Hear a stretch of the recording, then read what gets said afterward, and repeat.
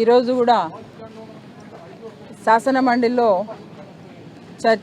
DSC మీద చర్చకు రమ్మంటే వాళ్ళు రాలేదు. అదేవిధంగా ఈరోజు నేను బీఎస్సీలో కూడా ఒక మెంబర్ని. బీఎస్సీలో జరిగిన చర్చలు కూడా మాకు ఫస్ట్ డిమాండ్గా మేము డిఎస్సి మీద చర్చ జరగాలి, సభలో చర్చ జరగాలని మేము అడిగాం మండలిలో. అయితే వాళ్ళు డిఎస్సి మీద మేము ఇవ్వము, ఫస్ట్ అగ్రికల్చర్ తీసుకొని తర్వాత డిఎస్సి తీసుకోండి అని చెప్పడం జరిగింది. అంటే ఈరోజు మా వైపు నుంచి డిమాండ్ మేము ఖచ్చితంగా డిఎస్సి రావాలి అని, కానీ వాళ్ళు దానికి ఈ ప్రభుత్వం ఒప్పుకోలేదు. అంటే డిఎస్సి మీద చర్చ ఎప్పుడు జరిగినా మేము సిద్ధము అని చెప్పిన వాళ్ళు ఈరోజు ఇక్కడ మేము అడిగేటప్పుడు ఎందుకు ఈ ప్రభుత్వం చర్చకు రాలేదు అని నేను అడుగుతున్నా. ఈరోజు వాళ్ళే చెప్పారు కదా, ఎక్కడో విద్యాశాఖ మంత్రి గారు ఛాలెంజ్ చేశారు కదా, జగన్ గారిని రమ్మనండి, మీరు ఎవరో అండి చర్చకు నేను సిద్ధము అన్నారు. ప్లేసు టైము అన్నీ చెప్తామన్నారు. ఈరోజు ఇక్కడ ప్లేస్ ఉంది, టైం చెప్పాం, అన్నీ సిద్ధంగా ఉన్నప్పుడు ఈ ప్రభుత్వం ఎందుకు సిద్ధంగా లేదు అని నేను అడుగుతున్నా. అంటే మీరు డిఎస్సిని పారదర్శకంగా నడిపించలేదు అనే విషయం మీకు కూడా క్లియర్గా తెలిసింది. సో ఈరోజు మేము ఎవిడెన్స్తో సహా వచ్చాం చర్చకు ఒప్పుకుంటారేమో అని, కానీ ఈ ప్రభుత్వం దీని మీద కూడా చర్చకు సిద్ధంగా లేదు, చర్చ జరగదు ఇంకా అనేది నేను, ఎందుకంటే సిద్ధంగా ఉందంటది కానీ మేము రామని ఏదో ఒక సాకుతో ఈ ప్రభుత్వం వెనక్కి వెళ్ళడం జరుగుతోంది. అయితే ఈరోజు నిన్న వాళ్ళే క్లియర్గా నిన్న సభలో చెప్పినప్పుడు, లోకేష్ గారు చెప్పినప్పుడు నవీన్ విషయమే తీసుకుంటే మంత్రి గారు ఒక విధంగా చెప్పారు. అదే సబ్జెక్టు మీద సెక్రటరీ గారు కోన శశిధర్ గారు ఎప్పుడైతే ప్రెస్ మీట్ చెప్పాడో ఆయన ఒక విధంగా చెప్పాడు. ఇది చాలా క్లియర్గా వినాల్సిన విషయం, రాష్ట్ర ప్రజలందరూ కూడా తెలుసుకోవాల్సిన విషయం. ఎందుకంటే నవీన్ది అవుట్ సోర్సింగ్ ఉద్యోగి, ఆ అబ్బాయి ఎన్ఓసి వల్ల అని చెప్తున్నారు. ఆయన ఐడి మేము బ్లాక్ చేశాము అని ఈయన మినిస్టర్ గారు చెప్పారు. ఒకసారి శశిధర్ గారు చెప్పినప్పుడు ఆయన ఎన్ఓసి ఇవ్వాలి, అయినప్పటికీ కూడా మేము ఆయన ఐడి బ్లాక్ చేయలేదు అని ఆయన చెప్తారు. అంటే ఇక్కడ ఎక్కడ అంటే వాళ్ళకే ఒక కన్ఫ్యూజన్లో ఈ విద్యా వ్యవస్థ నడుస్తుందా అని నేను ఈ సందర్భంగా అడుగుతున్నా. ఎందుకంటే ఈరోజు ఏది కూడా ఒక క్లారిటీగా రావట్లేదు, ఒకటి ఏదన్నా అడిగినా కూడా ఒక క్లారిటీ లేదు. ఈరోజు పివి సింధుతో కంపేర్ చేయడం అనేది నిజంగా, ఎందుకంటే ఒక క్రీడా రంగాన్నే అవమానపరిచినట్టు. ఎందుకంటే పివి సింధు అన్న ఆవిడ అందరికీ తెలుసు, ఆమె ఎప్పుడు స్కూల్ గేమ్స్ నుంచి ఇంటర్నేషనల్ గేమ్స్ అడిగినప్పుడు ఆమె ఏంటి ఎలా ఆమె గురించి ప్రతి ఒక్కరికి తెలుసు. ఈరోజు ఆమెతో ఇక్కడ వీళ్ళు ఏదైతే బ్యాక్ డోర్ ద్వారా పోస్టులు ఇచ్చారో వాళ్ళని కంపేర్ చేయడం మంచిది కాదు. అంటే కొంతమందికి మంచిగా వాళ్ళ టాలెంట్ని బట్టి రావచ్చు, కొంతమంది ఫేక్ సర్టిఫికెట్లు 100% వచ్చారు. సో వాళ్లకు నేను తెలియజేసేది ఏంటంటే ఖచ్చితంగా వాళ్ళను సింధుతో పోల్చడం అనేది మంచిది కాదని తెలియజేస్తున్నాం. అదేవిధంగా ఈరోజు ఇంకా డిఎస్సిలో చూసుకుంటే చాలా వరకు అక్రమాలు జరిగాయి. దాని మీద సిబిఐ ఎంక్వైరీ చేయాలని మేమంతా కూడా గట్టిగా డిమాండ్ చేస్తున్నాం. ఈరోజు ఏ వ్యవస్థ తీసుకున్నా కూడా ఈరోజు ఈ ప్రభుత్వం అధికారంలోకి వచ్చినప్పటి నుంచి ఈరోజు విద్యా వ్యవస్థ తీసుకుంటే ఏదైతే జగన్మోహన్ రెడ్డి గారు విప్లవాత్మకమైన మార్పులు తెచ్చారో ఈరోజు విద్యారంగాన్ని విధ్వంస రంగంగా మార్చడం జరిగింది.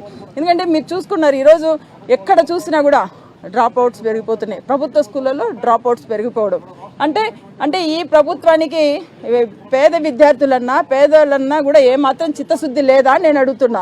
ఎందుకంటే ఈరోజు ఏదైతే ఈ ప్రభుత్వము వాళ్ళ అధికారంలోకి వచ్చే ముందు ఖచ్చితంగా వాళ్ళకు అమ్మఒడి కానీ అదేవిధంగా మిడ్ డే మీల్స్ కానీ ఇవన్నీ కూడా ఒక క్వాలిటీ లేకుండా ఈరోజు మిడ్ డే మీల్ కూడా ఎక్కడా క్వాలిటీ లేదు. అదేవిధంగా వాళ్ళు ఇవ్వాల్సిన అమ్మఒడి అంటే దాన్ని కూడా వాళ్ళు ఫస్ట్ ఫేజ్లో వాళ్ళు ఇవ్వకుండా పోవడం. అంటే ఈ రకంగా ఏదైనా కూడా ఈరోజు విద్యకు సంబంధించి పేద విద్యార్థులకు సంబంధించి దాంట్లో పూర్తిగా నెగ్లెక్ట్ చేయడం, విద్యా కానుక కావచ్చు ప్రతి ఒక్కటి. కాబట్టి దానికి కంపల్సరీ ఈరోజు అందరూ కూడా డ్రాప్ అవుట్స్ ఎక్కువ పెరిగిపోయినాయి. ఈరోజు మేము వేసిన క్వశ్చన్ కూడా ఈరోజు చూసుకుంటే ఈరోజు ఇదే అండి. ఈరోజు మన దాంట్లో ప్రభుత్వ పాఠశాలల్లో విద్యార్థులు 2023-24కు 40 లక్షల మంది పైన విద్యార్థులు ఉంటే ఈరోజు ఈ 26-27కు చూసుకుంటే 34 లక్షల మంది, అంటే దాదాపుగా 6 లక్షల మంది విద్యార్థులు డ్రాప్ అవుట్ కావడం. ఇంకా వాళ్ళు ఏం చెప్తున్నారు, ఈ దీంట్లో ప్రకారం ఈ ఇయర్ కొంచెం పెరుగుతున్నారు, కొంచెం పర్సెంటేజ్ పెరిగింది అని చెప్పడం జరుగుతుంది. ఆ పర్సెంటేజ్ కూడా ఎలా పెరిగింది అంటే మాకు వచ్చిన సమాచారం మేరకు వాళ్ళు ఏదైతే ప్రభుత్వం అధికారంలోకి వచ్చినప్పటి నుంచి కూడా ఈ టేబుల్ మీకు షేర్ చేస్తాము. ప్రతి చోట చూసుకోండి, జగన్మోహన్ రెడ్డి గారు అధికారంలో ఉన్నప్పుడు ఈ ప్రభుత్వం అధికారంలోకి వచ్చినప్పటి నుంచి ఇయర్ వైజ్ ఇక్కడ ఇయర్ వైజ్ కూడా క్లియర్గా ఇవ్వడం జరిగింది. ప్రభుత్వ పాఠశాలలు అదే విద్యార్థులు ఒకసారి క్లియర్గా చూడండి. ఇవి చూసిన తర్వాత ఎవరి హయాంలో స్ట్రెంత్ ఎక్కువ ఉంది, ప్రభుత్వ పాఠశాలలో చదివే వాళ్ళు ఎవరి హయాంలో ఎక్కువగా ఉన్నారు, ఎవరి హయాంలో డ్రాప్ అవుట్స్ ఉన్నాయి అనే విషయం మీకు క్లియర్గా తెలుస్తుంది.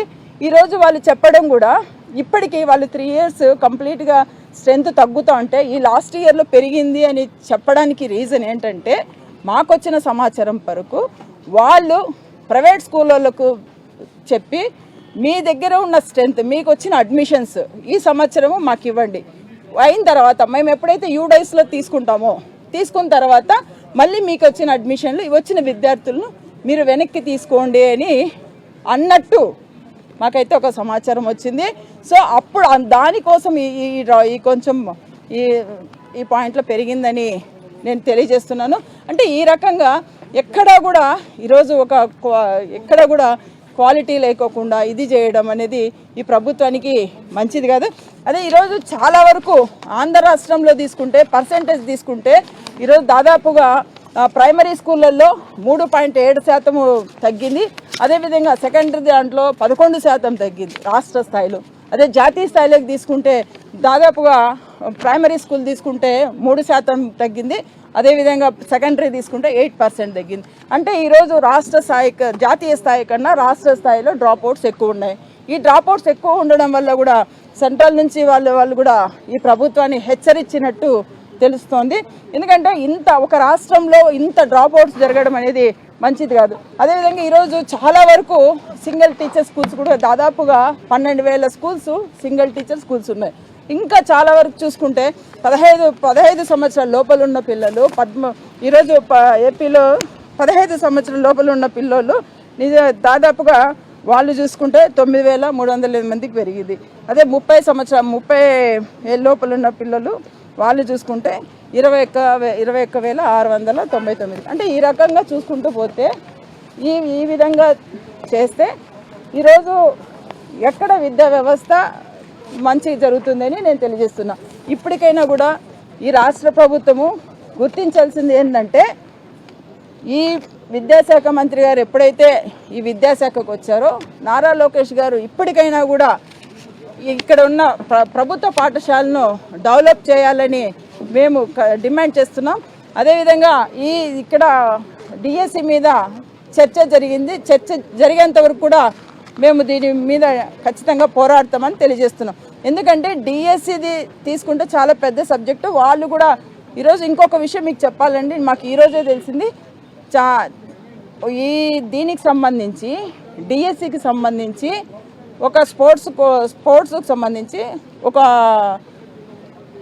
దానికి సంబంధించి ఒక ప్రెసిడెంట్, అంటే నేను ఇక్కడ పేర్లు మెన్షన్ చేయను, వాళ్ళు ఆ ప్రెసిడెంట్ ఒక ఆయన మేము నా సైన్ ఫోర్జరీ చేశారు అన్నారు కొన్ని సర్టిఫికెట్లలో.